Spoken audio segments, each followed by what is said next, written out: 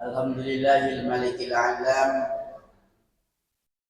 alladzi 'allamal insana ma lam ya'lam 'allamahu bil qalam wa sallallahu ala sayyidina Muhammadin sayyidil anam wa ala alihi wa ashabihil kiram salatan wa tasliman ila yaumil qiyamah. A'udzu billahi minasyaitonir rajim. Bismillahirrahmanirrahim.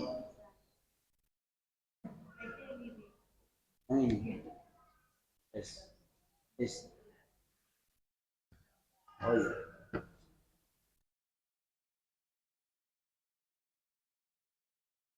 Yes.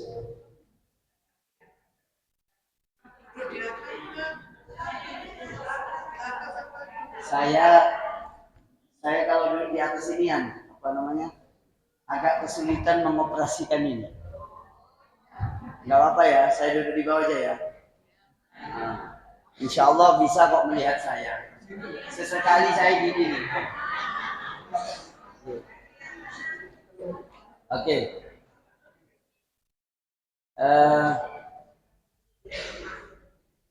Bapak-bapak, ibu-ibu yang berbahagia, yang dimuliakan Allah, marilah kita bersyukur atas karunia dan nikmat yang Allah berikan kepada kita sekalian. Oh, ini biar agak tinggi. Yang itu ditarik atas.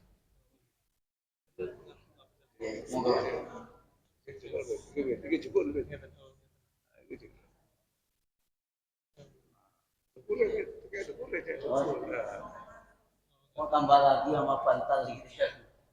Ya, insyaallah. Guys. Wah, ini enak. Bapak Ibu yang berbahagia, sebelum saya mulai pengajiannya, ibu-ibu yang berbahagia, bapak-bapak, nanti kita buka sesi tanya jawab. Oke. Tanya jawab seputar puasa, seputar sholat, kemudian zakat. Ada 3 ya, seputar sholat, puasa, zakat. Walaupun ngajinya ini tema tentang hikmah puasa, yaitu semuanya sama-sama belajar membersihkan hati dengan puasa. Baik, kita awali dengan membaca basmalah. Bismillahirrahmanirrahim. Boleh sudah pertanyaan-pertanyaannya ditulis sambil saya menyiapkan aplikasi yang saya siapkan ini. Seputar sholat berarti mencakup bersuci. Seputar puasa mencakup rukun, batal, makruh, sunnah. Seputar zakat terkait dengan harta-harta, ukuran, takaran yang diwajibkan dan yang harus dibayar, dan waktunya kapan.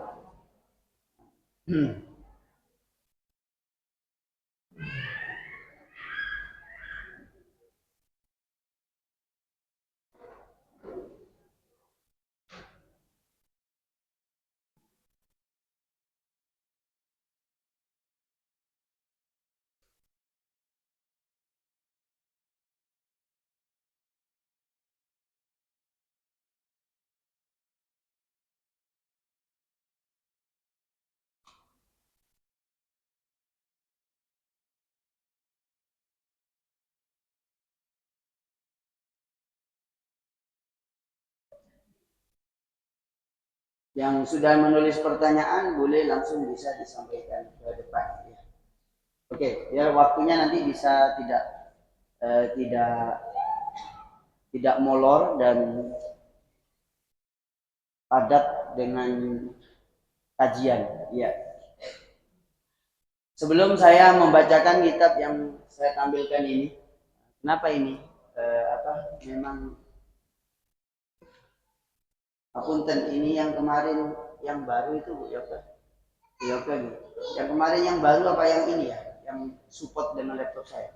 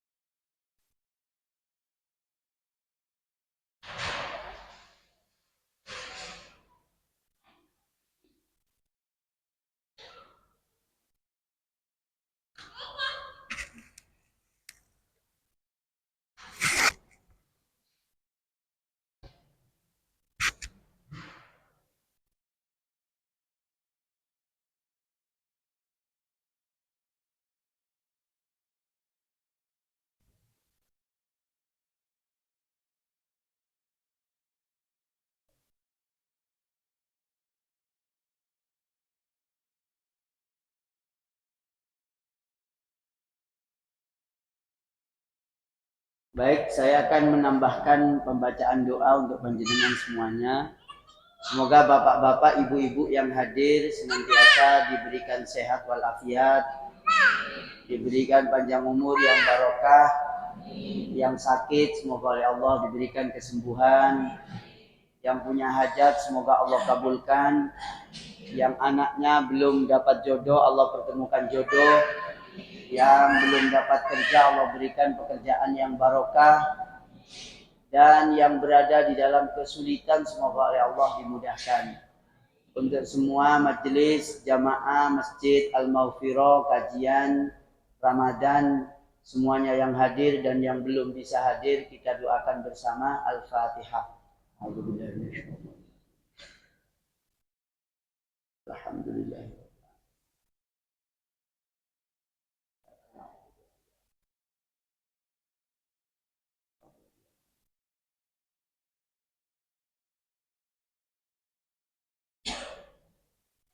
Bapak Ibu yang berbahagia, yang dimuliakan Allah Subhanahu wa taala. Ada 7 karunia yang menyebabkan hati kita ini keras. Panjenengan catat, ini kajian hikmah Ramadan. Ada 7 karunia yang menyebabkan hati manusia itu keras. Keras itu tidak mau menerima kebenaran. 7 karunia. Ini hikmah puasa yang sangat penting untuk kita pelajari bersama. Ini untuk saya dan untuk panjenengan semua, bukan untuk panjenengan saja. Yang saya bacakan, sayangnya ini belum sambil kita nyiapkan ya. Ini rupanya nggak langsung connect, biasanya langsung connect ini. Karunia yang pertama adalah al-ilmu, yaitu ilmu. Jadi ilmu yang saya peroleh, yang panjenengan peroleh, yang panjenengan baca, kemudian menjadi ilmu pengetahuan, ini bisa menyebabkan kerasnya hati jika tidak mendapatkan petunjuk Allah. Al-ilmu yaitu ilmu yang Allah berikan kepada hamba, kepada manusia, itu bisa mengantarkan dirinya kepada kerasnya hati yang kemudian dia takabur dengan ilmunya. Ini setiap orang ini, setiap siapa saja.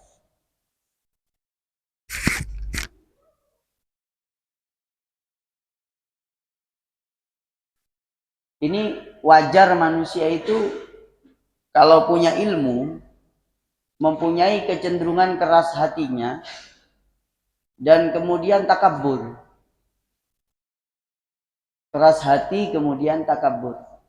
Itu penyebab yang pertama, itu ilmu diantaranya. Ada 7. Secara umum itu ada 7. Yang pertama itu ilmu.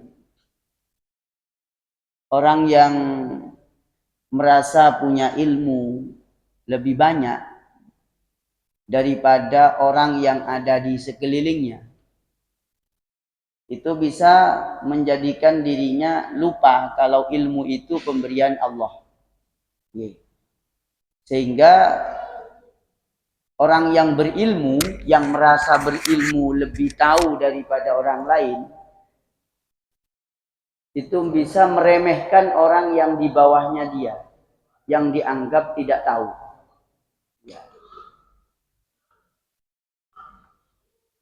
Maka marilah bersama-sama memohon setiap dapat ilmu, berdoa kepada Allah seperti ini.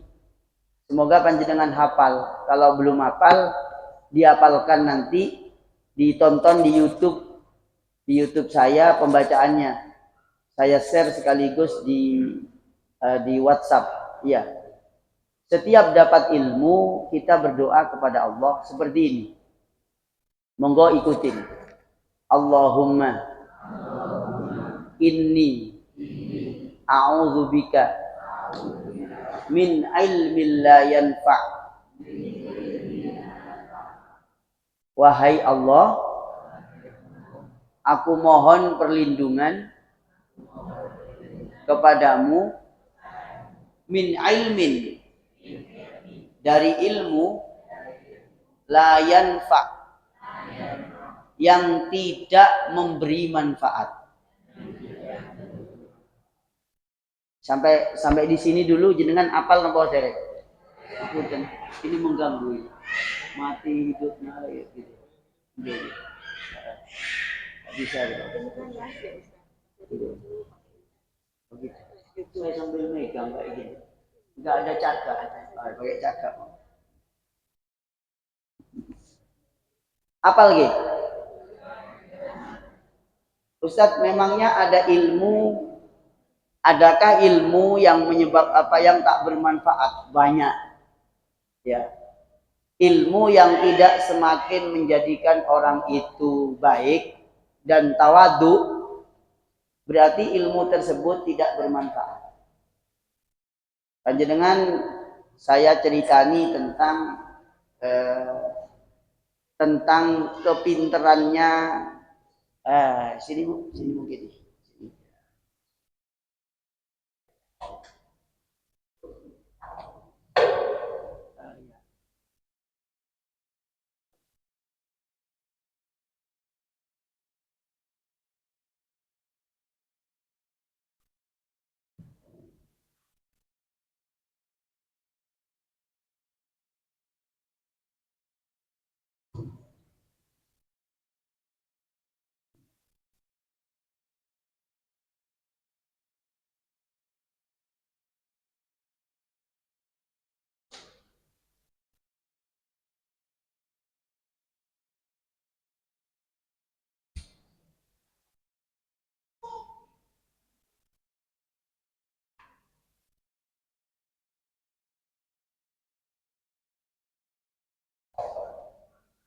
Jadi apa yang pertama tadi yang menyebabkan orang itu keras hati? Apa? Ilmu. Ilmu yang tak bermanfaat. Ilmu yang tidak bermanfaat itu adalah ilmu yang seperti terjadi kepada dan diberikan kepada iblis. Ya, itu ilmu tak bermanfaat. Jadi dengan ilmunya tidak bertambah taat kepada Allah, tidak bertambah baik beribadah kepada Allah, maka ilmu tersebut namanya ilmu tak manfaat. Nah, ini kelak di akhirat kata Nabi, asyaddun nas adzaban yaumal qiyamah alimun lam yanfa'hu bi ilmihi. Nanti kelak di hari kiamat yang menyebabkan orang itu tidak mendapatkan pertolongan Allah adalah mereka-mereka yang punya ilmu tapi ilmunya tidak memberi manfaat. Contohnya ilmu yang tak bermanfaat itu adalah ilmu yang diberikan kepada iblis. Iblis itu bisa mencuri wahyu di langit. Yang ada di langit, ilmu-ilmu yang akan diturunkan oleh Allah itu dicuri oleh iblis. Maka pinternya iblis itu melampaui kepinterannya manusia, kepandaian manusia. Tapi kemudian ilmunya, karunia ilmu yang diberikan kepada iblis menyebabkan iblis itu merasa lebih pintar dari yang lain, dari makhluk-makhluknya Allah. Akhirnya dia keras hati, keras pikiran, keras kepala. Ketika diperintah oleh Allah untuk bersujud kepada Adam, maka iblis apa? Tidak mau. Apa penyebab pertamanya? Penyebab pertamanya adalah iblis oleh Allah diberi karunia ilmu yang kemudian ilmunya menyebabkan dirinya lupa dan tidak mau taat, keras hati.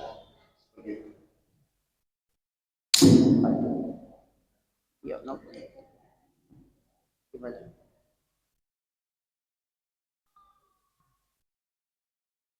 Punten.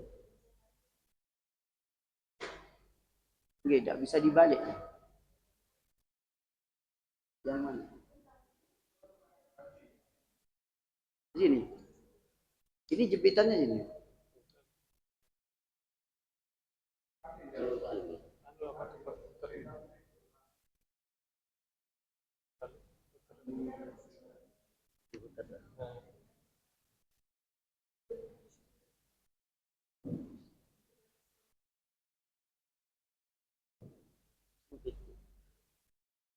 Gak bisa ya?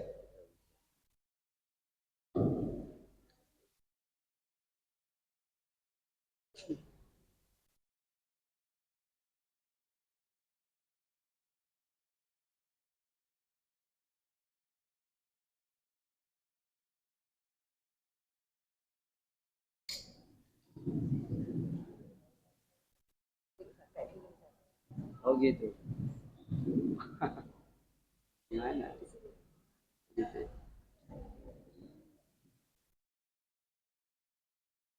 Jangan sampai mengganggu tangannya Ustaz, tangannya di tangan. Punten sangat.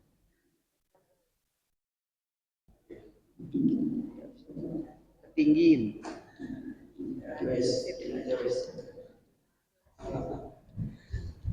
Repot banget ini ya.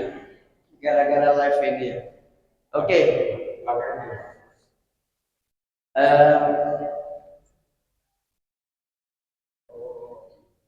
Oke, bismillahirrahmanirrahim. Ini agak terganggu gak apa-apa ya. Agak kena gangguan mic ini. Oke. Bismillahirrahmanirrahim. Yang menyebabkan iblis itu oleh Allah dikutuk di antara karunia yang membuat dia keras hati adalah al-ilmu.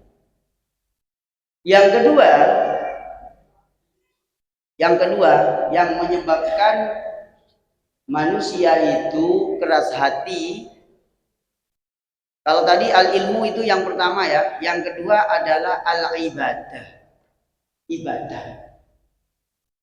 Maka saya dan panjenengan semuanya kalau dapat nikmatnya ibadah, yang harus disikapi pertama kali adalah sikap rasa syukur kepada Allah. Jadi rasa syukur kepada Allah diberi kemampuan ibadah. Bukan karena panjenengan dan saya ini kuat,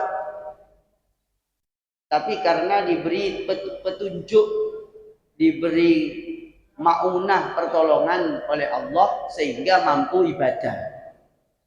Nah, ibadah yang saya dan panjenengan miliki itu sebenarnya bukan miliknya kita. Miliknya Allah Subhanahu wa taala. Dalam tanda petik itu miliknya itu begini. Saya berangkat ke sini sholat, panjenengan berangkat ke sini ibadah, melakukan ABCD itu karena pertolongan Allah Subhanahu wa taala. Ini terlalu keras volumenya kayaknya ya.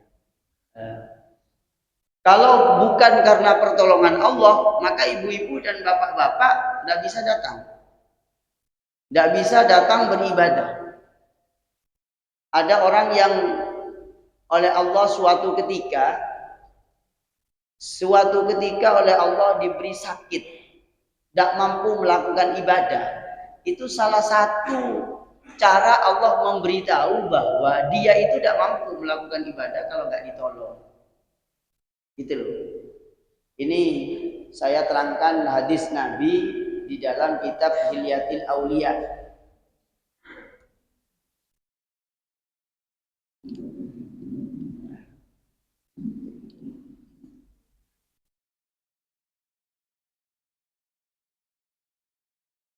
Jadi ada orang yang katanya Nabi, wa inna min ibadi al-mu'minin lamay yas'aluni al-baba minal ibadah.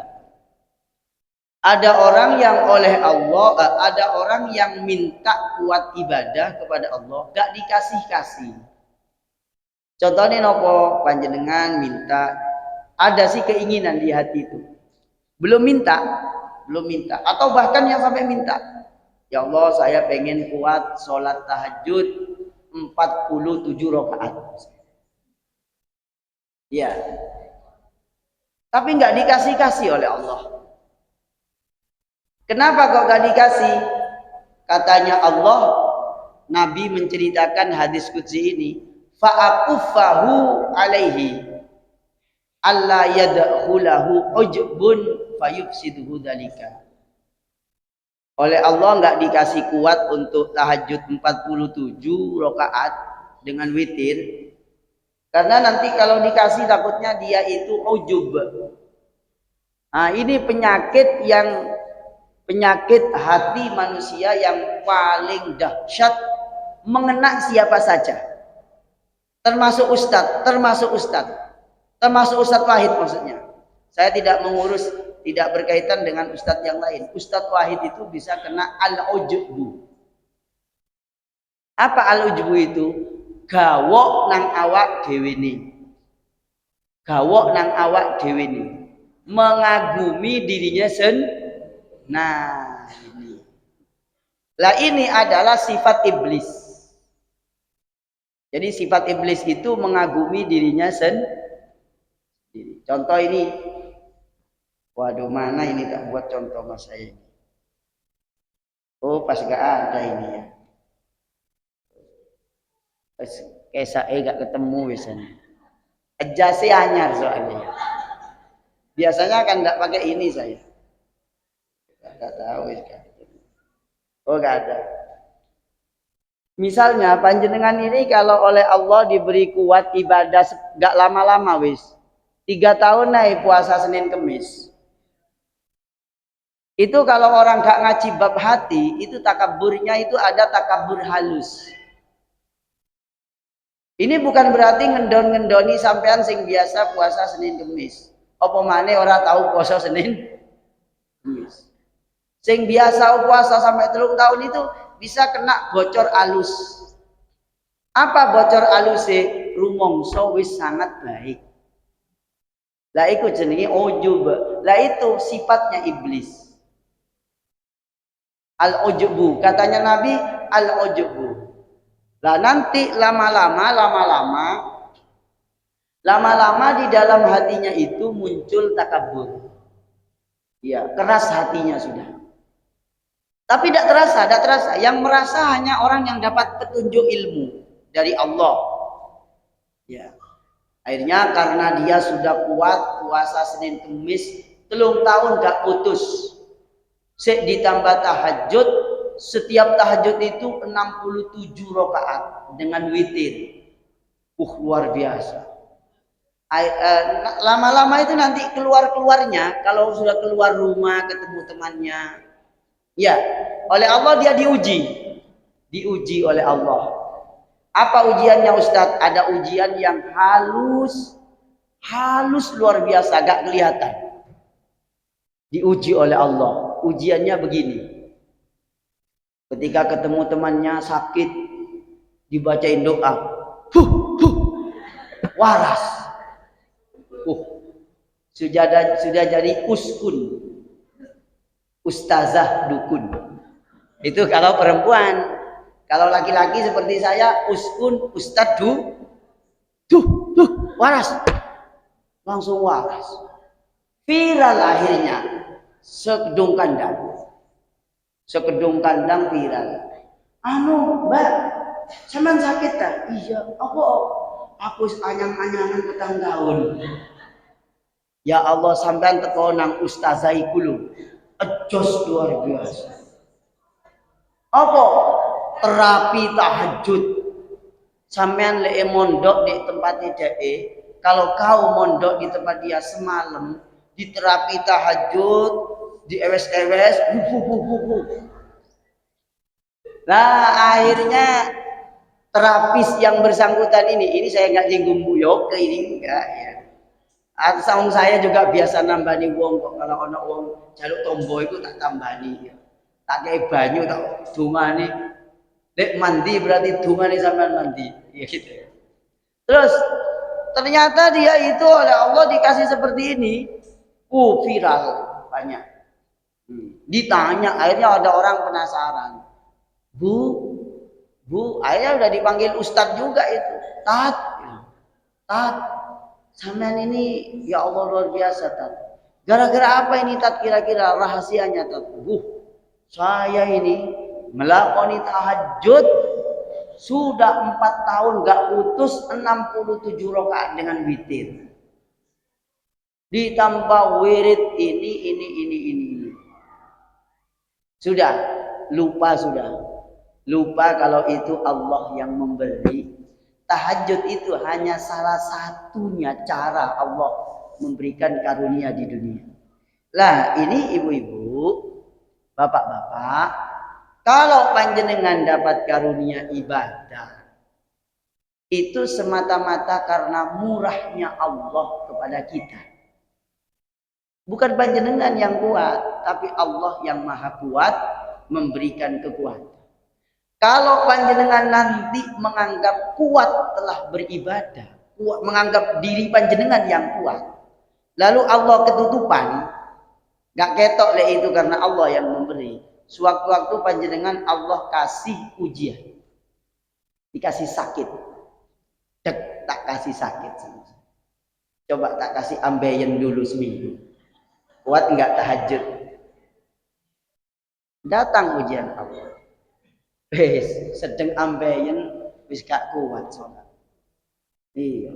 Bolak-balik nyekel pokok gini. Nah itu menunjukkan bahwa jenengan nggak punya apa-apa kan? Ternyata ibadah panjenengan itu bukan milik sampean. Sewaktu-waktu oleh Allah dicabut itu. Maka sifat yang paling mulia adalah di Al-Quran disebutkan di surat Al-Isra ayat 1. Sifat yang paling mulia bagi saya dan panjenengan apa itu? Subhanalladzi asra bi'abd. Jadi Kanjeng Nabi saja disebut sebagai abdun, sebagai Nah, kalau hamba berarti panjenengan bukan pemilik. Iya, bukan pemilik. Sampai ibadah yang kita lakukan sekalipun itu bukan miliknya kita. Ya Allah, kalau sudah demikian, maka yang ada setiap hari hanya alhamdulillah saya bisa ngaji hari ini. Alhamdulillah saya bisa tarawih sampai 47 rakaat hari ini. Di masjid 11 ditambah malam 46. Waduh, jadi 57. Ya Allah, subhanallah, ini karuniamu ya Allah. Sehingga di situ tidak ada dirinya. Tidak kelihatan dirinya, yang kelihatan hanya kebesaran Allah. Inilah yang disebut makrifat, kenal kepada Allah. Gitu. Oke. Apakah hanya ibadah Ustaz? Enggak. Ada orang yang diberi ilmu juga gitu tadi yang pertama itu. Ada orang yang diberi ilmu, lalu ilmunya sampai menutup Allah. Sampai Allah itu enggak kelihatan. Yang kelihatan hanya dirinya. Maka ini yang menyebabkan kerasnya hati. Ya. Kerasnya hati kita itu karena ilmu, juga bisa karena ibadah. Lowong ibadah saja bisa keras hatinya. Kok bisa Ustaz? Tak beritahu panjenengan. Riwayat Ka'bul Ahbar. Ini menurut Ka'bul Ahbar. Ka'bul Ahbar ini orang yang masuk Islam di zaman Umar bin Khattab. Dia itu ahli ilmu kitab-kitab suci sebelum Al-Quran, kemudian masuk Islam. Sehingga banyak menerangkan perkara-perkara yang berhubungan dengan kitab-kitab sebelum Nabi Muhammad SAW. Dan dia termasuk orang yang sangat dekat dengan sahabat Umar. Ya, dia menceritakan berbagai banyak ilmu yang terkait dengan pengetahuan sebelum Al-Quran diturunkan. Ini diantaranya.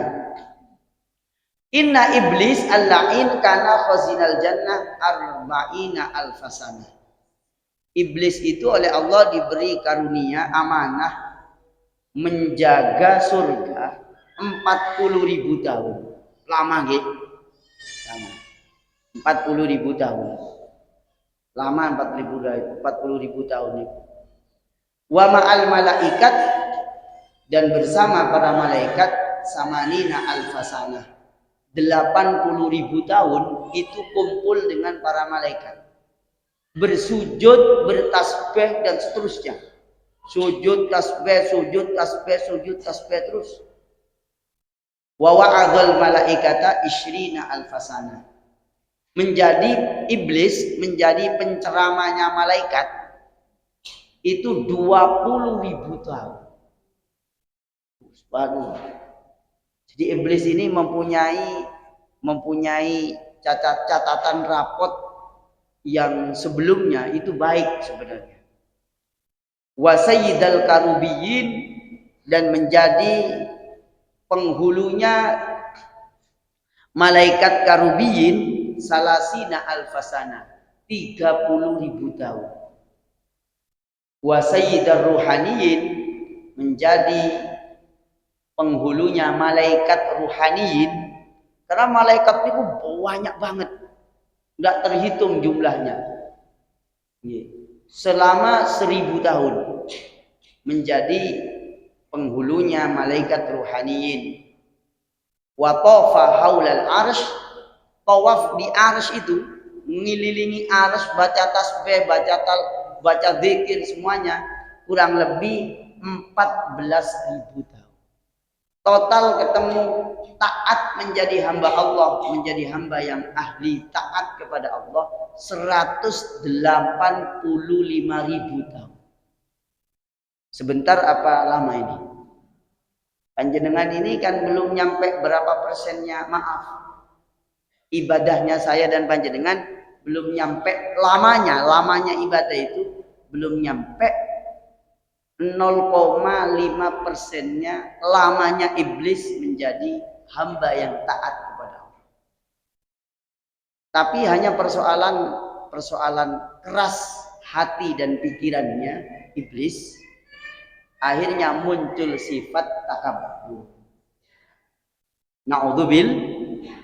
Dan masing-masing saya panjenengan ini tetap ada bibit-bibit itu. Bibit-bibitnya mengarah kepada kerasnya hati takabbur itu ada.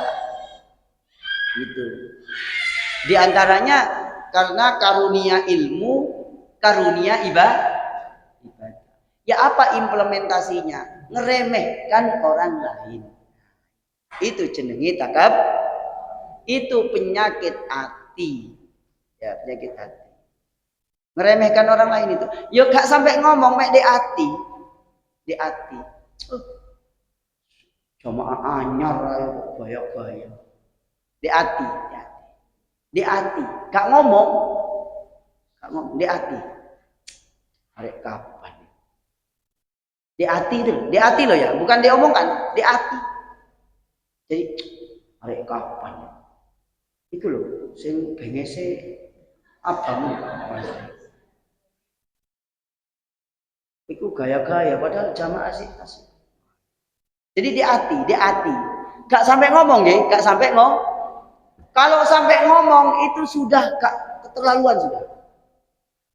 Kalau sampai di hati lalu ngerti bahwa ini takabur, maka istighfar. Ya Allah, astagfirullah. Ya Allah, saya kok ngeremehkan Mbak Anu iku yo. Mbak iku lo tak remeh no di hati mang, ya Allah. Ya Allah, terus sampai gemeter hatinya. Berarti ilmunya manfaat itu. Ada pengetahuan nyampe ke pikirannya, lalu kroso di hati. Ya Allah, astagfirullah. Saya kok ngeremehkan Bu Inem iku yo. Ngeremehkan, ya Allah. Akhirnya dia yang ada itu muhasabah terus dia ketakutan. Takut kenapa? Allah tahu kalau kita ini punya pikiran yang begitu. Maka Bapak Ibu, para jamaah yang dimuliakan Allah, bulan Ramadan ini bulan ngelemesno ati. Pertama ngelemesno weteng. Pasti lemes wetengnya sampean iki. Ternyata sekuat-kuatnya manusia di dunia kalau sudah puasa mulai jam 4 gak makan sampai jam 6 sore baru makan, itu sudah lemes. Bahkan yang biasa cantik itu jadi gak cantik. Merengut entok oleh merengut. Kenapa oleh luwe? Ya. Maka ibu-ibu, puasa ini yang paling mendasar yang diajarkan oleh syariat, pertama itu weteng kudu luwe. Ya. Wetenge kudu luwe. Kalau wetenge gak luwe berarti gak poso. Ya. Ustadz, memang ada faedahnya? Iya, ada faedahnya. Perut ini kalau lapar, kalau ada lapar, terasa lapar, itu yang ada di dalam hati kita ini akan dipengaruhi oleh perut. Iya. Pertama, rasa, oh ternyata kalau lapar seperti ini. Yang kedua, wis lemes. Kalau sudah lemes itu mau sombong itu nggak mungkin. Jenengan mau pamer-pamer kesombongan itu dalam keadaan luwe weteng itu nggak mungkin, wis. Iya. Iya, nggak bisa. Iya. Walaupun sampean dari rumah sudah pasang bengis-bengis, tapi wetenge luwe, ya bisa biasa, tinggal bengis itu. Iya. Saya nggak nyinggung sing bengesan loh ya. Sampean mau pamer apa saja, kalau sudah wetenge luwe itu gak kuat. Iya. Iya. Maka Bapak Ibu yang dimuliakan Allah, dengan berpuasa sejatinya orang itu butuh bertambah turun sifat, maaf, dalam tanda petik kita ini punya sifat kebinatangan, itu turun mestinya. Kenapa? Iya, turun sifat kebinatangannya, naik sifat malaikatnya lah. Iya. Malaikat, orang berpuasa itu kan dinaikkan dari sifat binatang, naik separuh menjadi malaikat. Gak mangan setengah hari. Setengah hari itu maksudnya separuh hari. Separuh hari kan 12. Nah sekarang ini subuh jam berapa? Jam 4 lebih 16. Singkat apal berarti orang tahu ngecek jadwal itu ya. Jadi 16, jam 5, 6, 7, 8, 9, 10, 11, 12. 1, 2, 3, 4, 5, 6. Nah, 14 jam sampean di rumah malaikat. Baru satu sifat. Baru sifat malaikat satu, yaitu gak makan. Malaikat itu punya maziyah, punya khususiyah, punya keistimewaan, gak makan. Maka malaikat kalau berdoa mustajabah. Nah, orang yang doanya itu dibawa oleh malaikat mustajabah. Ya. Kenapa? Malaikat ora tahu mana. Panjenengan pernah lihat malaikat beli lalapan atau bebek sinjai di mana itu, atau bebek iki loh. Bebek melungker iki loh. Bebek apa jadi? Jadi buaya ke engkong apa? Bebek kendang. Jenengan pernah ketemu malaikat tumbas bebek kendang? Iya, tuku cilok. Malaikat mangan cilok cak kabul misalnya. Gak ada. Ngapunten, malaikat itu diantara ciri-cirinya gak makan itu ditiru oleh kita saat ini puasa. Gak makan. Orang puasa kan gak ngelakoni apa-apa, meneng tau. Meneng gak mangan. Dia itu separuh, salah satu sifatnya malaikat kita tiru. Insya Allah orang yang ahli puasa doanya mustajabah. Kenapa? Di situ ada sifat malaikat yang ia pakai, yaitu gak seneng mangan. Jenengan seneng mangan koyo enggih. Seneng banget ya. Iya. Jadi orang yang diperintah puasa oleh Allah Subhanahu wa taala mau dinaikkan sifatnya sedikit, mengurangi sifat kebinatangannya itu. Karena kita sama persis dengan kambing dari sisi biologis. Sama persis begini loh maksudnya. Mangan, ngentut, pipis, ya BAB, BAK, ya rabi barang. Kucing rabi, kita juga rabi. Terus kucing kambing makan, kita juga makan. Ini sisi biologisnya sama persis dengan binatang. Yang membedakan apa? Kambing kalau disuruh puasa gak gelem poso. Iya. Bisa dipaksa, bisa. Bisa. Jadi mulai jam 12 malam kasih suket singan, kasih rumput, kasih minum, kasih soda gembira, kasih apa gitu. Nanti jam 4 dicancang, diikat, dak tali, udah. Dia bisa, tapi terpaksa. Dak ngerti tentang bab puasa. Nah, manusia itu diberitahu tentang berpuasa bahwa itu adalah manfaat untuk lahir dan batinnya. Pertama, orang yang berpuasa menurut satu riwayat, sumu tasihu, puasalah kalian maka kalian akan sehat. Nah, ternyata saya baca kitab namanya kitab Hikmatut Tasyri' wa Falsafatuhu, itu diterangkan gini. Kenapa Nabi mengatakan sumu tasihu? Karena orang yang akan diberi penyakit oleh Allah, penyakitnya itu dilewatkan ma'iddah. Ma'iddah itu adalah ini. Apa?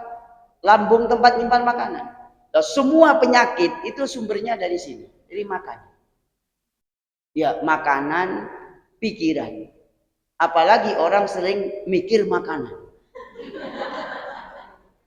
Ya. Oh, didik muangat nah. Jadi sini. Dari sini. Semuanya coba jenengan cek. Semua penyakit itu pasti dokter mesti nanya gini. Sakit apa, Bu?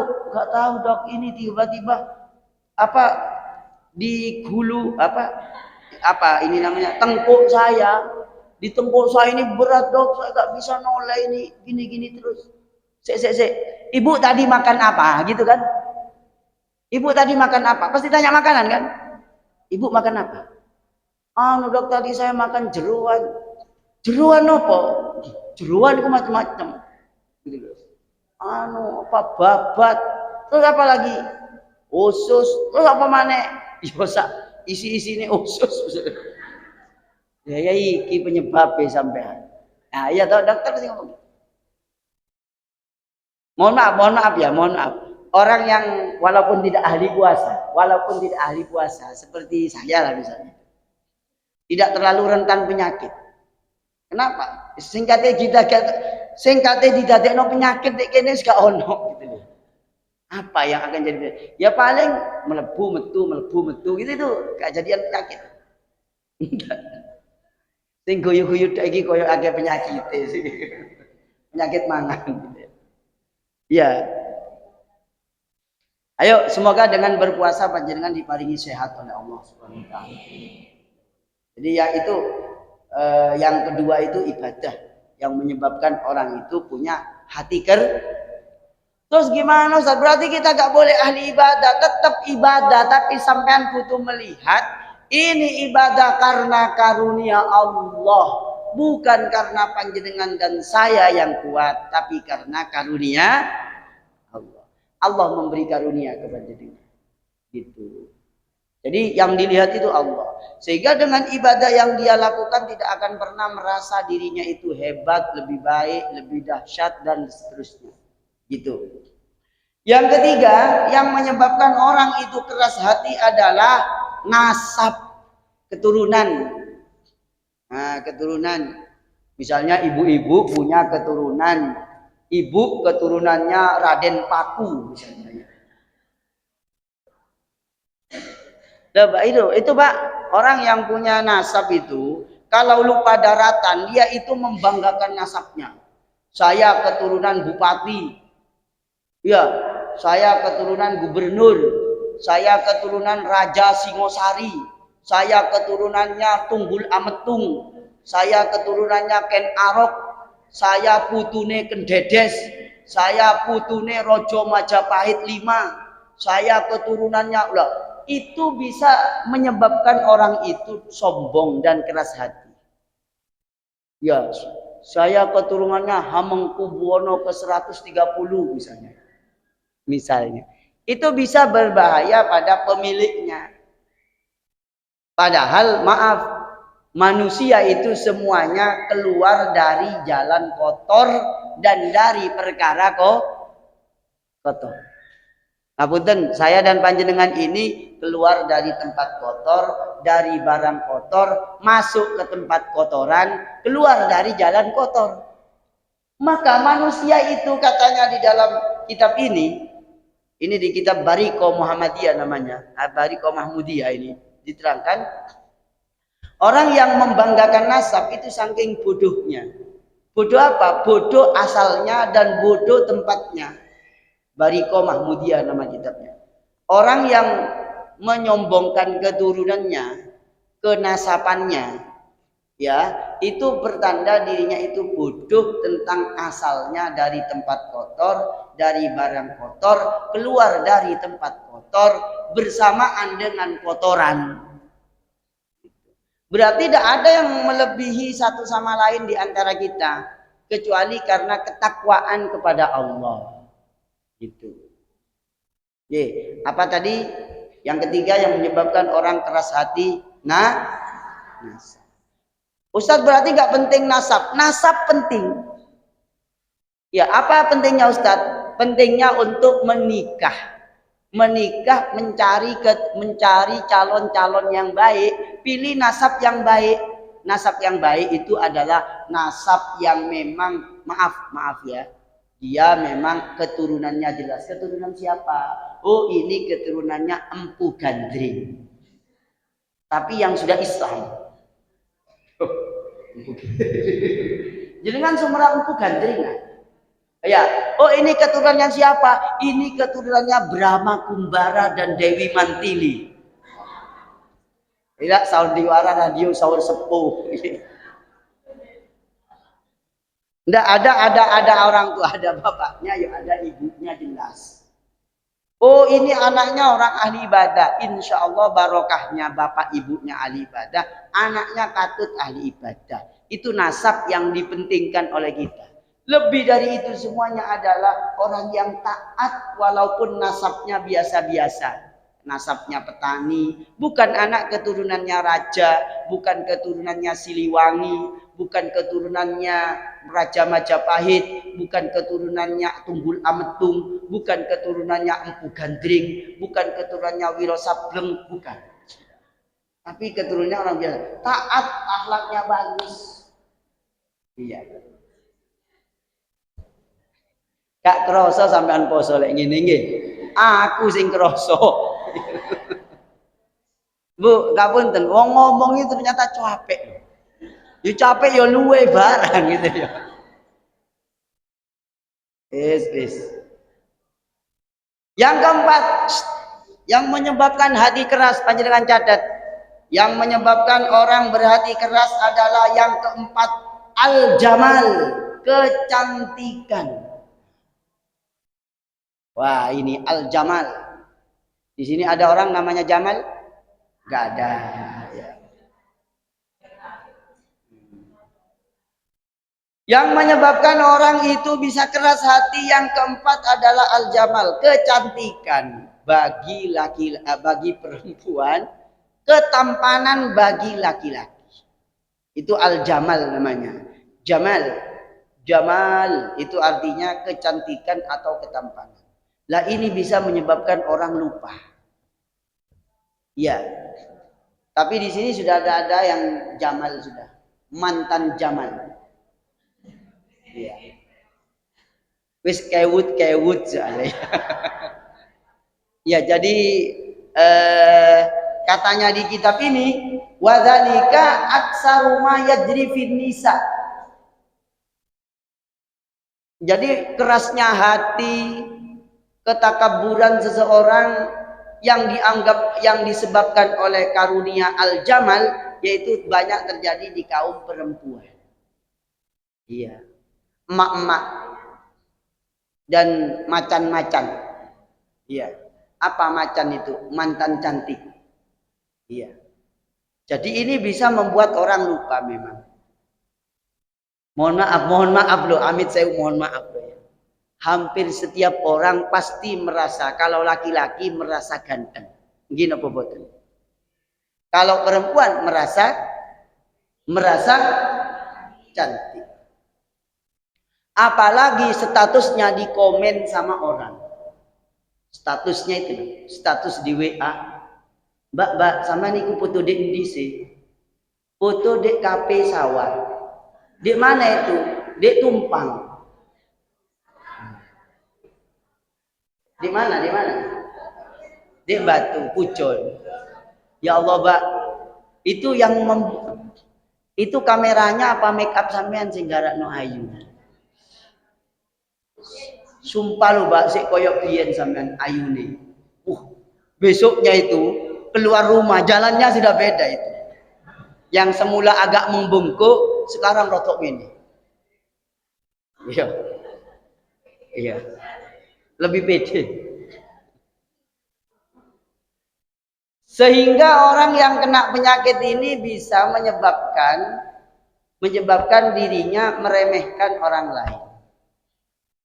Dan kalau meremehkan masih mendingan, ya karena memang dia punya kelebihan. Yang lebih parah adalah ketika dia sandingan dengan orang ternyata ada yang lebih cantik dari dia. Iya. Akhirnya balik-balik. Aku kok ayuan deh. Akhirnya gak pati seneng nang sing luwih ayu. Sikut. Iya. Ini bahaya. Bisa menyebabkan sakit hati karena ada orang yang lebih cantik. Nggih. Tapi jenengan nggak perlu banding-banding wis padha ke ayune gitu ya. Wis padha ke ute gitu ya. Jadi padahal makapunten bapak-bapak ibu-ibu kalau sadar ganteng itu usianya sangat terbatas. Mohon maaf. Saya ini dulu ganteng. Dulu ya. Lama-lama sekarang saya ngaca itu malu. Kalau kaca saya agak miring, gigi saya sudah lepas satu di sini nih. Oh berarti ketampanan saya sudah mulai dicabut oleh Allah. Gigi saya sudah gak ada ya di sini nih satu. Kemarin sebelum puasa dicabut lagi satu itu. Akhirnya saya hati-hati kalau miring kamera itu kelihatan. Oh ya Allah, ternyata sebeginilah. Allah kasih karunia itu berbatas waktu. Ya. Untung makanya saya selalu pakai kamera depan ini ya. Lurus ya. Jangan sampai miring gini ya. Kelihatan nanti gigi saya yang habis itu ya. Nah, dengan begitu kita tahu bahwa kita tidak boleh menyombongkan apapun kelebihan yang diberikan oleh Allah. Merasa lebih itu tidak boleh. Kalau memang lebih gak apa-apa, tapi merasa lebih dan orang lain merasa di bawah kita itu penyakit hati, bisa menyebabkan kerasnya hati. Oke. Yang kelima, ini yang kelima ini. Yang kelima, al-quwwah wa syiddatul batsi, kekuatan fisik. Ya. Yang kelima, bukan al-quwwatu wa syiddatul batsi, kekuatan fisik. Nah. Ini untuk laki-laki ini, ya banyak bagi laki-laki. Bagi laki-laki itu yang punya otot-otot keluar itu, wah, waduh, macam-macam dah. Itu jalannya akan berbeda dengan yang enggrik-enggrik gaya saya gitu ya. Kalau saya nggak mungkin mau pakai singlet itu nggak mungkin saya. Kalau singlet, gue lah koyok. Kayak wayang itu nanti ya. Kayak wayang kulit. Tapi mohon maaf, saudara-saudara yang oleh Allah diberi karunia tinggi, bau besar, ototnya keluar, itu kayaknya kalau pakai kaos yang tipis-tipis itu semakin merasa percaya diri. Kenapa? Ototnya metu kabeh. Loh itu kalau kelihatan anak orang maaf ya, kelihatan perempuan itu bisa wah. Dek koyo aku katene ngene metu blunge kabeh. Maka sehingga saya gak ada kesempatan untuk sombong dengan fisik saya. Fisik saya gak ada yang bisa diandalkan. Kerubuhan sepeda motor penyet saya. Kena angin, betul. Nah katanya Imam Al-Ghazali di dalam kitab Bidayatul Hidayah, kalau ada orang membanggakan kekuatannya, dia itu lupa dan tidak sadar sebenarnya ada makhluk Allah yang tidak pernah ikut nge-gym, ya, nggak pernah ikut nge-gym, nggak pernah nge-gym, tapi kekuatannya luar biasa. Apa itu? Satu, badak, macan, gajah. Kira-kira satu orang binaragawan mampu nggak melawan satu macan? 7 binaragawan langsung tarung di ring lawan satu macan, pasti kalah 7 binaragawan. Lawan macan loh ya, macan nggak pernah nge-gym loh ya. Habis itu. Macan harimau yang besar yang sudah umur 14 tahun itu. Maka Bapak Ibu mohon maaf, gak usah bagi orang laki-laki yang punya kekuatan memamerkan kekuatan itu gak perlu. Itu berangkat dari kebodohan berpikir bahwa sebenarnya dia lemah. Okay? Yang keenam, orang yang kaya raya. Jadi orang kaya misalnya dulu itu mobilnya Hijet tahun 84. Ya, sing guyu itu berarti tahu duwe Hijet ya.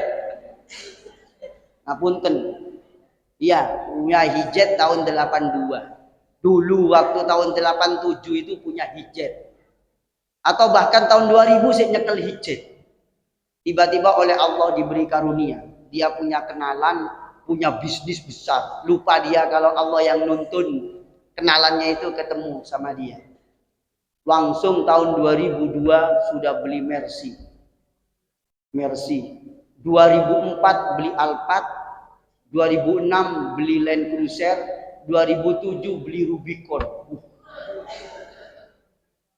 Jalannya itu sudah berubah ketika waktu punya beda. Kalau waktu punya Hijet itu bodoh. Bahkan kuncinya itu disingit no. Iya. Karena sekarang sudah pakai Rubicon, nang-nang ku kuncinya ditutup. Mengenek-enek no. Jadi dulu itu kuncinya melebu jas. Sekarang enggak, ono dicoba. Iya, dirantai. Dan ketok lek kuncine rubi. Dunia itu bisa merubah orang loh, bisa merubah cara, bisa merubah sikap, sampai melakukan itu betul. Dulu itu melakukan meneng ini ya. Mak melakukan ya ngene. Iya.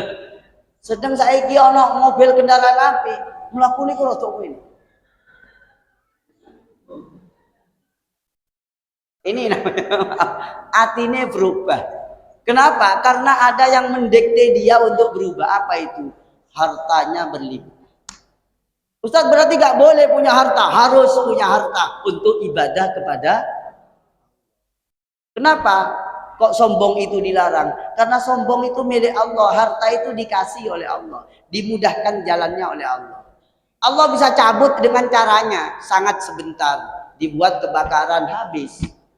Kebakaran cuma setengah jam, habis hartanya. Cuma setengah jam bisa habis.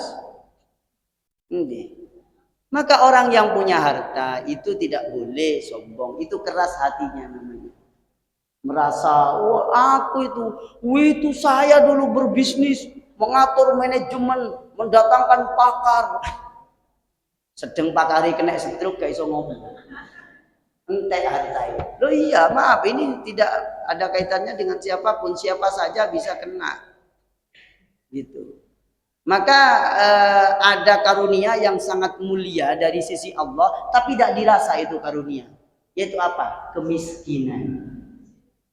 Jadi orang kalau diberi miskin oleh Allah, usaha ini gagal, jual keripik tempe gak payu, jual bakso pendole atos. Akhirnya gak payu, gak laris. Iya, iya nyalon DPR gak jadi tukang pijet sing dipijet malah tambah mati misalnya. Udah gagal semua. Akhirnya miskin biasa-biasa. Akhirnya dia oleh Allah tidak diberi kesempatan untuk sing gak pati beres iku wong gak duwe apa-apa itu gak beres itu wis. Keterlaluan sudah ini gak duwe apa-apa kok sombong. Nah, yang terakhir ini untuk para panitia pengajian.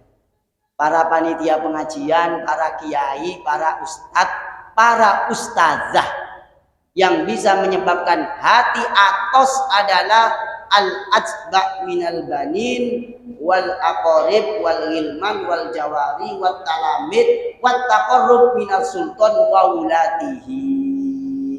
Yang bisa menyebabkan orang keras hati, sombong, sok-sokan, yaitu adalah orang yang satu, banyak pengikutnya.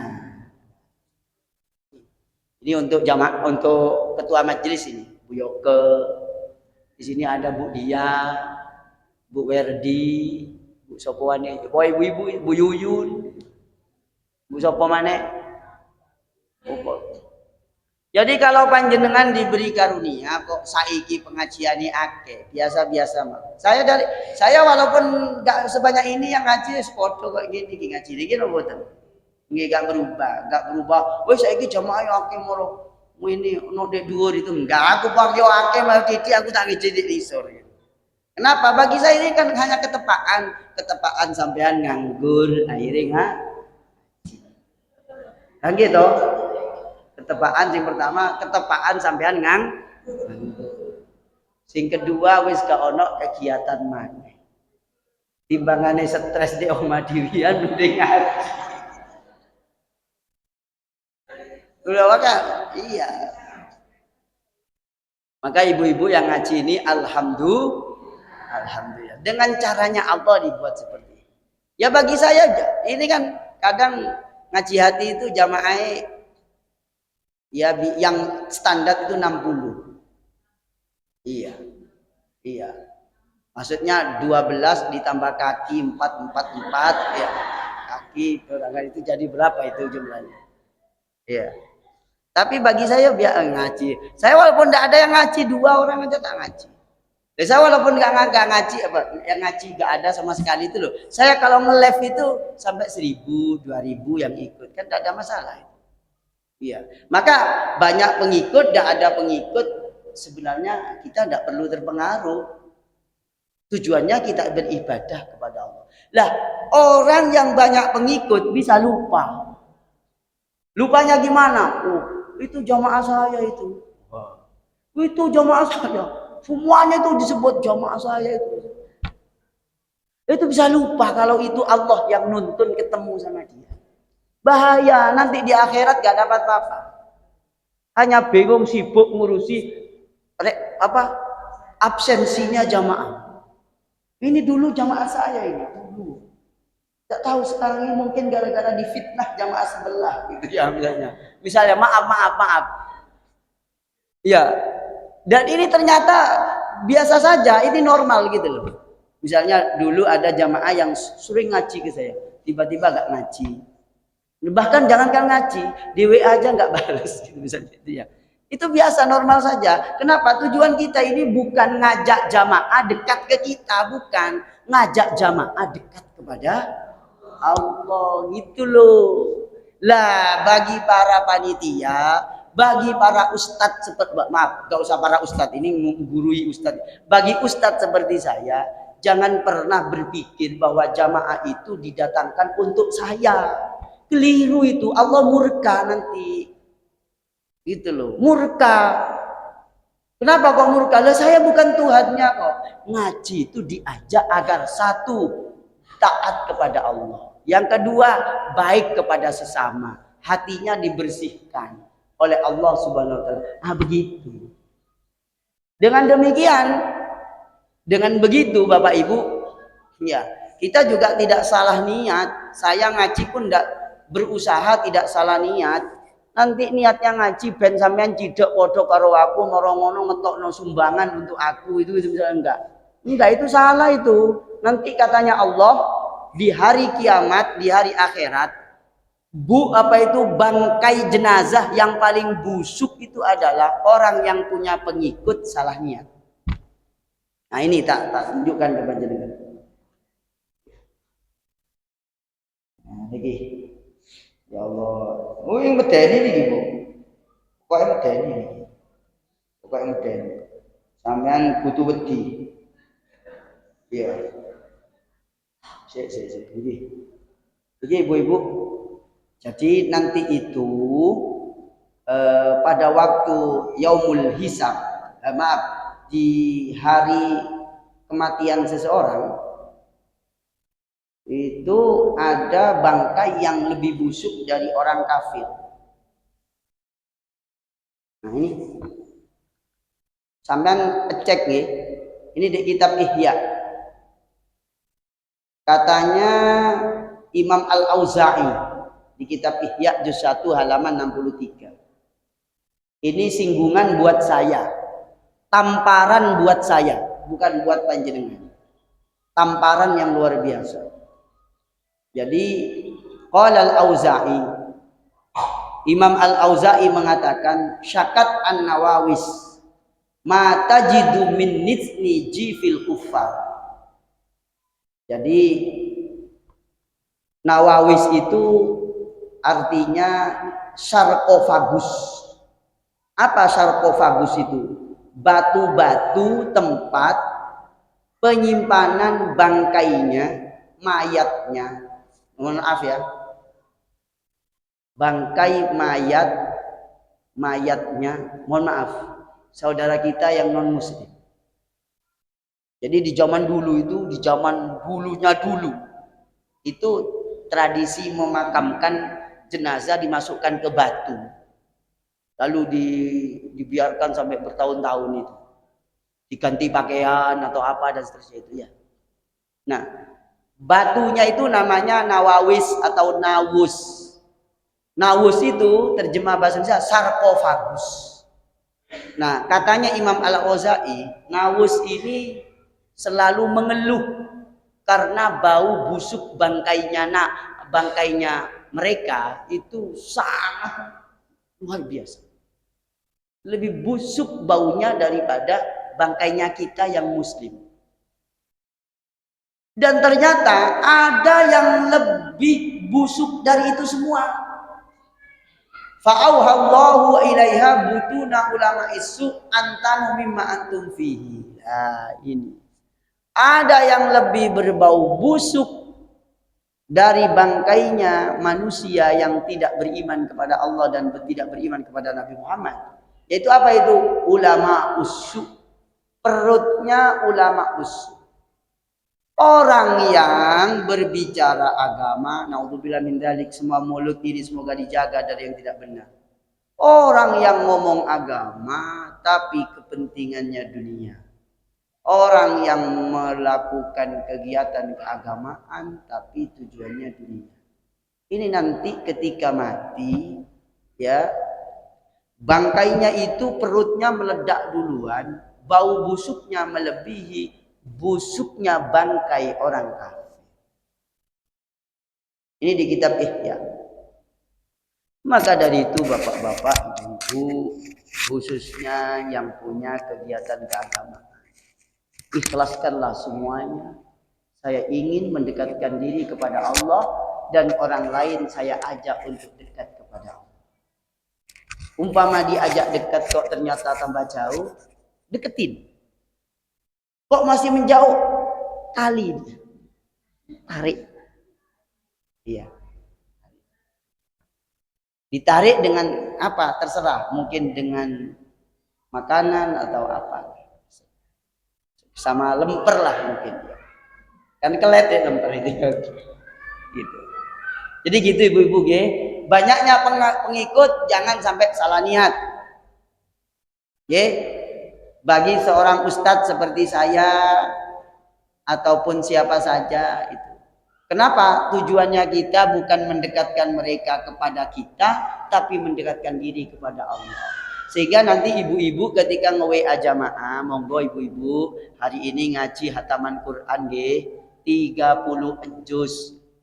Dibagi 60 orang per 2 orang setengah juz. Setelah itu nanti buka bersama, ngundang Ustadz Abdul Wahid doa khatmil Quran. Gitu. Sehingga ayo ibu-ibu mendekat kepada Allah.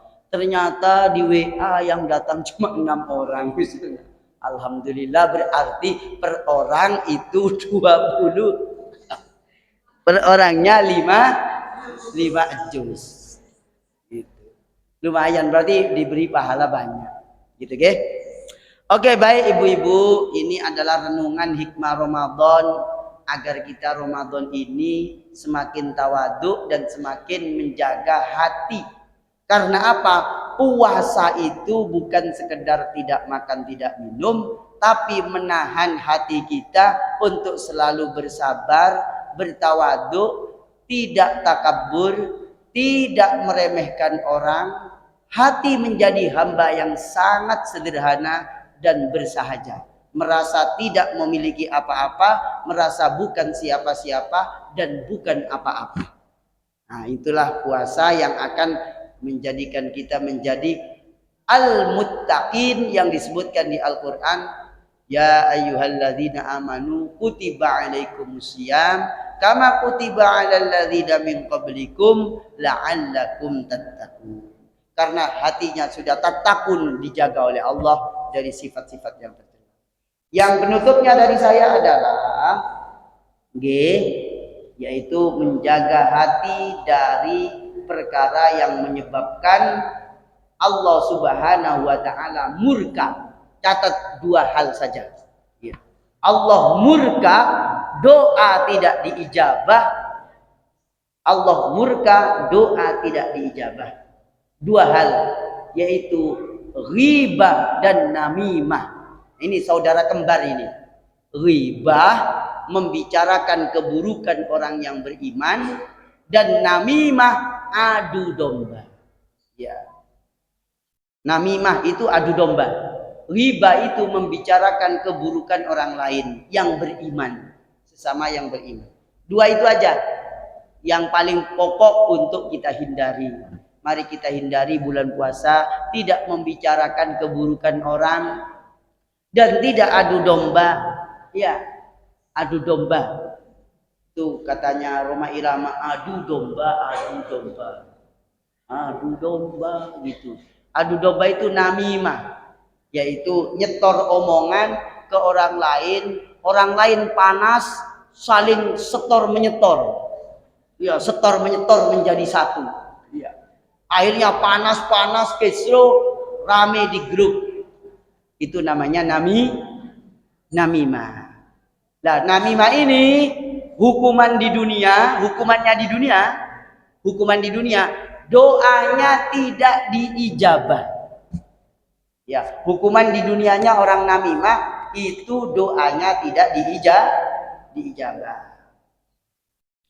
Jadi kalau ibu-ibu, bapak-bapak punya doa belum diijabah, mungkin ada dosa namimah. Ya, ngomongin ini, ngomongin anunya anu, katanya anu, di anu, waktu anunya semua, anunya besar sekali, kemudian ketika di anu langsung kecil misalnya ya, dan seterusnya ya. Itu adu domba, adu sebenarnya. Namimah namanya gitu. Dulu Nabi Musa, Nabi saja doanya tidak diijabah karena adu domba. Ustaz, Nabi Musa pernah adu domba? Enggak. Bukan Nabi Musa yang adu domba. Tapi Nabi Musa kena efek orang yang adu domba. Jadi Nabi Musa itu berdoa 3 hari 3 malam bersama kaumnya minta hujan karena kaum Bani Israel sudah berbulan-bulan, lebih 1 tahun, lebih 2 tahun tidak dituruni hujan. Nabi Musa berdoa, ya Allah, paringi hujan ya Allah. Ini keterangannya ya. Keterangannya. Wahai Nabi Musa, katanya Allah setelah 3 hari 3 malam, wahai Nabi Musa, saya tidak terima doa kamu dan tidak akan kami turunkan hujan. Kamu tidak saya ijabah doanya. Dan orang yang berdoa bersama kamu pun tidak saya ijabah. Ya Rabbi, limadha ya Rabbi? Allah mengatakan kepada Nabi Musa, wa fikum namamun. Nabi Musa, di antara kaum kamu itu ada yang tukang adu-adu di WA. Allah bilang begitu.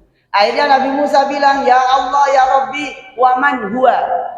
Siapa yang tukang adu domba itu Nabi? Ya Allah, siapa? Tunjukkan ke saya, berapa nomor WA-nya?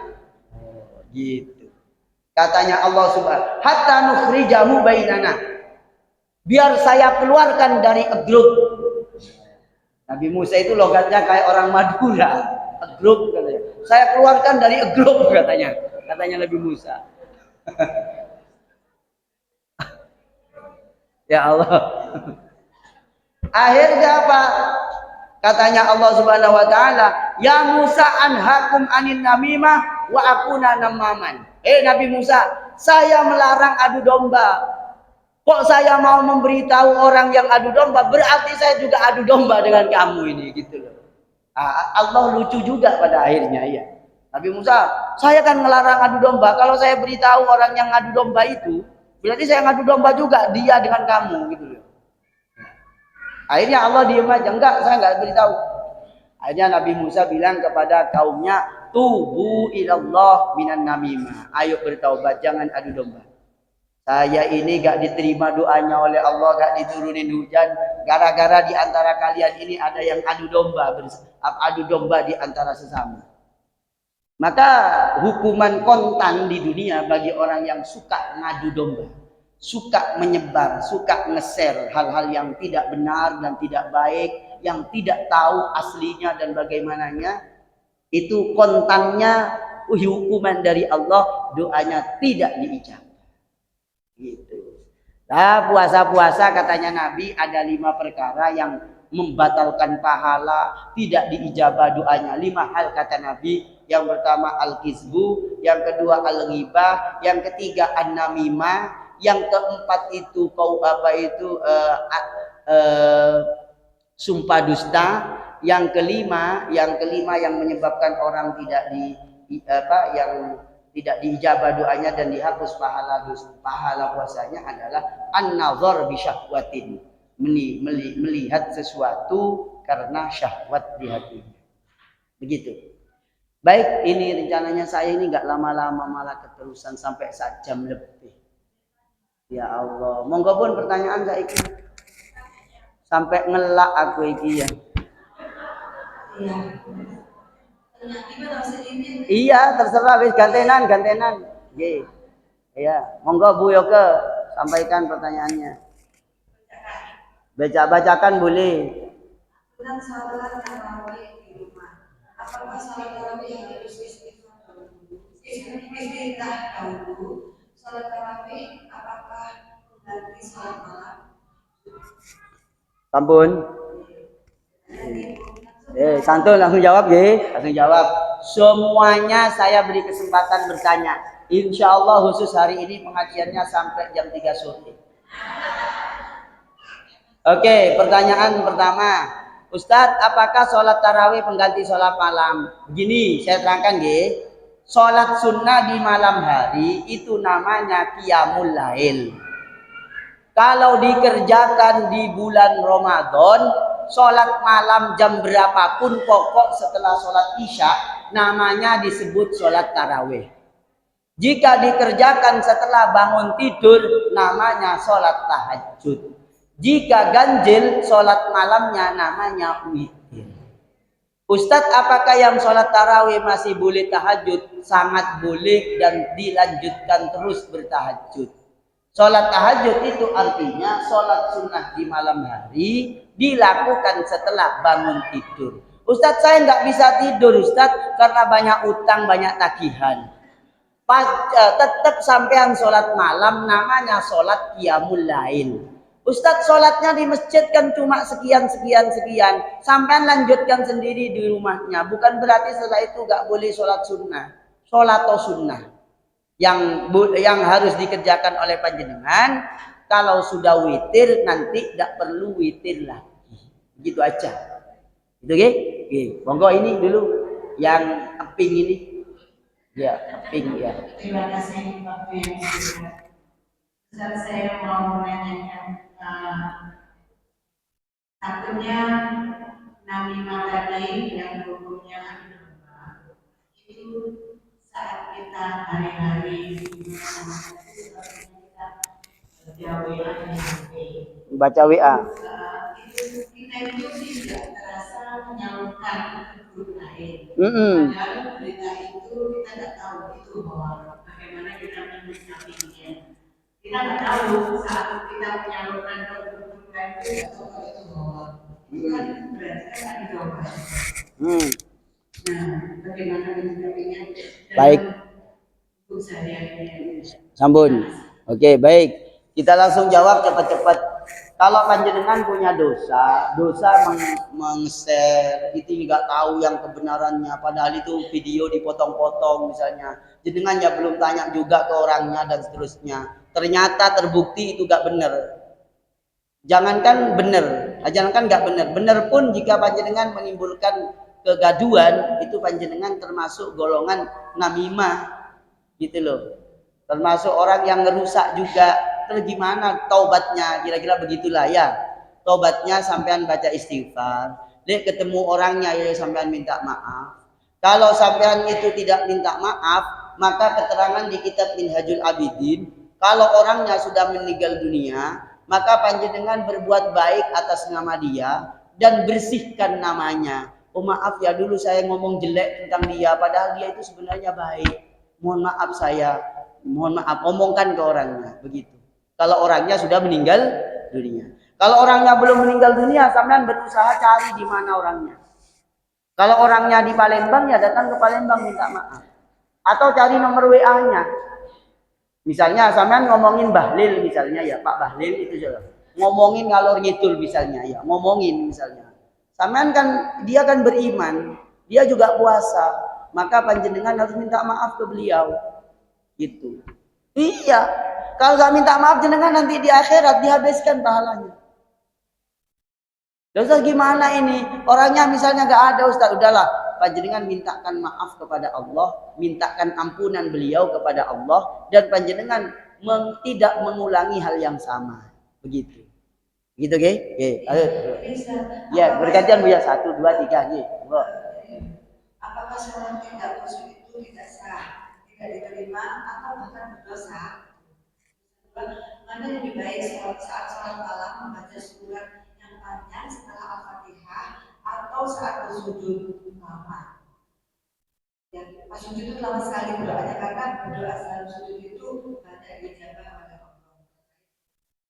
Sampun nggih. Khusyuk bukan rukun sholat. Walaupun ndak khusyuk sampean tetap sah sholatnya.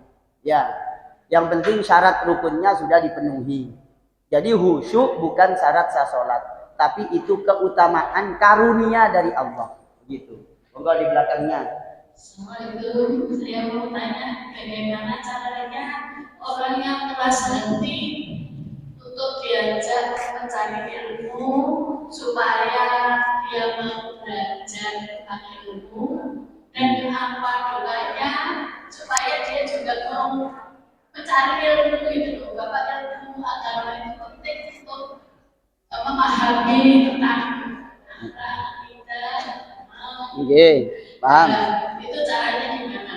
Soalnya dia rasanya kalau diajak tidak mau tahu gitu. Oke, Ya, baik. terima kasih. Assalamualaikum. Jawaban singkatnya adalah ibu orangnya bacakan Fatihah dan ayat kursi. Oke, bacain Fatihah dan ayat kursi. Terus yang tadi itu Ustadz sholat malam lebih utama suratnya yang panjang apa sujud berdoa yang banyak? Sama-sama bagus kalau sholat sunnah sendirian. Ya, doa ketika sujud itu mustajabah dan diijabah oleh Allah. Memang diperintah oleh Nabi setelah baca tasbih berdoa. Mana yang lebih bagus? Apakah ketika sujud berdoa apa suratnya yang panjang? Sama-sama bagus. Kalau pengen bagus semuanya tapi waktunya tidak terlalu lama, ya separuh-separuh. Yang mestinya baca surat sampai 5 menit jadi 2 menit setengah, lalu doanya yang banyak memohon kepada Allah di waktu sujud. Begitu nggih? Nggih. Terus yang tadi itu baca doa termasuk doakan waktu sujud. Setelah itu bersabar. Diajak gak mau, ajak lagi. Gak mau lagi, ajak lagi. Besok yang ketiga datang bawa uang, dia kasih amplop air ngaji yuk. Pasti dia berubah pikiran. Apa ini? Ini amplop ngaji. Besok ngaji lagi, amplop lagi. Nanti lama-lama isin. Terus lama-lama sampean entek duitnya bisa. Ndak dungok ndak, didungani. Ya, sabar ya, sabar ya. Apakah ada urutannya untuk mengerjakan sholat malam, sholat tahajud, sholat taubat, sholat hajat? Oh, tidak ada urut-urutannya. Yang bagus itu begini, yang bagus. Setelah berwudu, sholat sunnah wudu. Apakah harus sholat iftitah? Tidak harus sholat iftitah. Gitu nggih? Tidak harus, tapi boleh. Sholat iftitah itu sholat yang enteng-enteng 2 rakaat. Tapi kayaknya panjenengan sholatnya semuanya enteng kok. Ya, gak ada yang berat. Ya. Ciri-ciri panjenengan sholat berat itu, rakaat pertama baca Al-Baqarah. Rakaat kedua Ali Imran. Nah, gitu, itu ciri sholat berat. Lah panjenengan lo paling panjang sabbihis. Ya, kullu. Ya, berarti enteng semua. Gitu, guys. Urut-urutannya nggak ada. Tapi kalau mau tahu gini, ya kalau Pak pengen yang ideal begini, sampean setelah wudhu, sholat sunnah wudhu. Setelah itu sholat iftitah. Berikutnya sholat tahajud. Banyak sampai berapa rakaat tak terbatas boleh. Berikutnya sholat hajat. Setelah sholat hajat mungkin istikharah, baru ditutup dengan begitu. Apa? Sholat taubat boleh, tapi sholat taubat itu dianjurkannya setelah melakukan perbuatan dosa.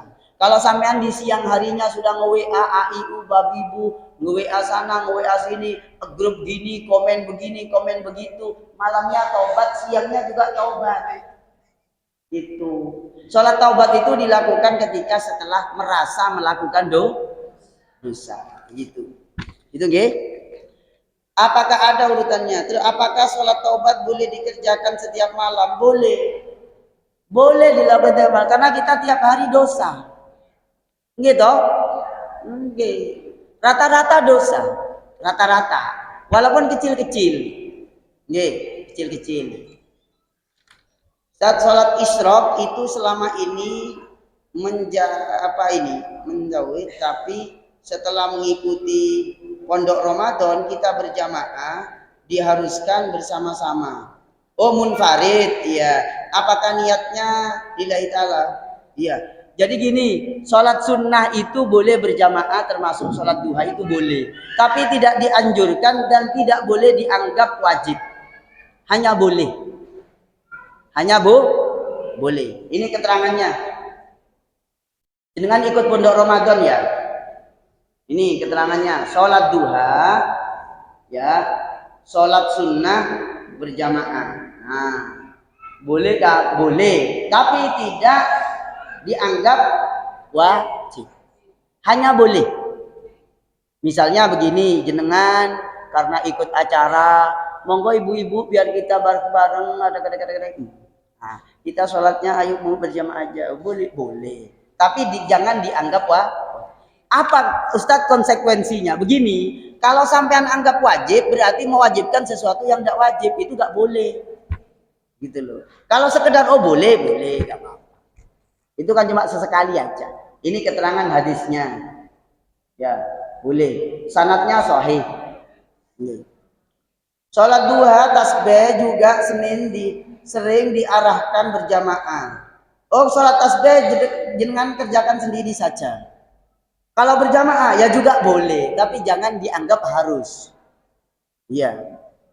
Misalnya jenengan akan lebih khusyuk kalau berjamaah dan lebih tertib kalau berjamaah, ya bagus kalau jenengan berjamaah. Tapi jangan sampai mengatakan itu kudu. Gitu nggih? Monggo Bu. Monggo. Supaya hati kita itu tidak terjadi sombong. Seringkali dipuji sama teman-teman itu.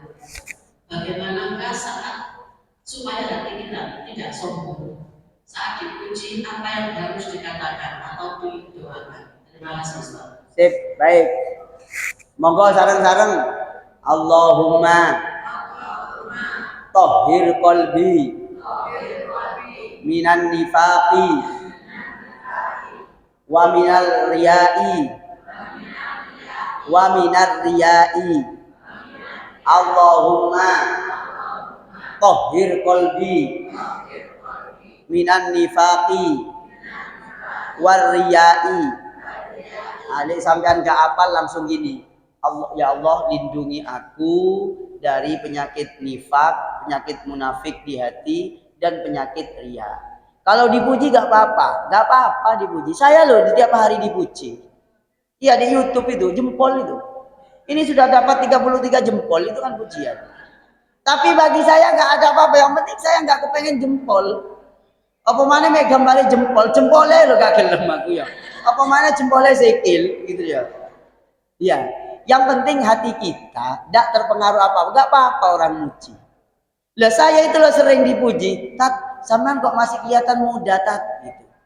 Itu yang ngomong cewek-cewek jamaah di YouTube itu. Tapi saya biasa aja, gak ngefek ke saya. Ngapain? Pujiannya dia, pujian manusia itu tidak akan memberi kita tambah naik. Dibenci manusia tidak akan kita tambah turun. Ya, sehingga yang penting hatinya ibu aja gitu ya. Gitu. Berdoa kepada Allah. Gitu, Ge. Monggo, siapa lagi? Ya, siapa lagi tadi? Bu? Ibu, siapa tanya? Enggak ada yang tanya bab puasa? Batal-batal puasa? Sampun. Alhamdulillahirabbil alamin. Ibu-ibu, pesan terakhir. Maksudnya sebelum selesai pengajian, hindari perkara makruh di dalam puasa. Yang makruh adalah nganggur-nganggur, gak ada penggawean, sampean buka TikTok dan YouTube yang tidak ada kaitannya dengan agama. Hukumnya makruh. Sekiranya nganggur langsung ambil Quran. A'udzubillahi minasyaitonirrajim. Bismillahirrahmanirrahim. Nganggur capek baca Quran, letakkan Quran, pegang tasbih. Subhanallah walhamdulillah wa la ilaha illallah wallah. Nganggur lagi capek langsung ngambil beras masak. Baca tasbih. Beras masak jadi nasi, sampean masih nganggur cuci pakaian. Cuci pakaian sudah bersih semua, tetangga-tetangga ditanya di WA, "Mbak, pakaian yang kotor tak cucikan?"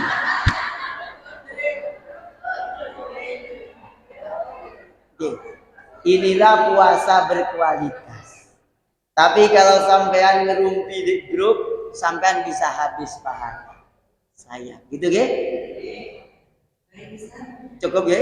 Alhamdulillah ibu mudah-mudahan kita mendapatkan kajian pagi ini sudah dapat ilmu, juga punya kegembiraan karena ustaznya lucu. Ya, enggak. Cukup. Aduh, kok begini ibu kalau masih ingin mengikuti kajian ustaz di Madrasah Al-Jati, jadwalnya hari Senin pekan kedua di Masjid Al-Qur'an jam 9:30. Oke. Baik, terima kasih. Semoga ibu bapak diberi sehat semuanya. Sehat panjang umur barokah. Dimudahkan rezekinya, dikabulkan hajatnya. Yang anaknya belum ada jodoh, Allah pertemukan jodoh yang barokah. Yang mau menjual tanah dan rumah segera laku tanah dan rumahnya. Yang belum punya rumah dimudahkan bertemu dengan yang menjual rumah dan dimudahkan rezekinya. Yang belum haji dan umroh dimudahkan haji dan umroh. Yang punya hutang semoga Allah lunaskan hutangnya. Yang punya cicilan Allah tuntaskan cicilannya, dimudahkan penyelesaiannya. Yang hatinya lagi keras oleh Allah dilembutkan hatinya. Ya Allah istajib du'ana bimahabbatina wa biimanina ila nabina Muhammad sallallahu alaihi wasallam. Al-Fatihah. Alhamdulillah. Iyyaka na'budu wa iyyaka nasta'in.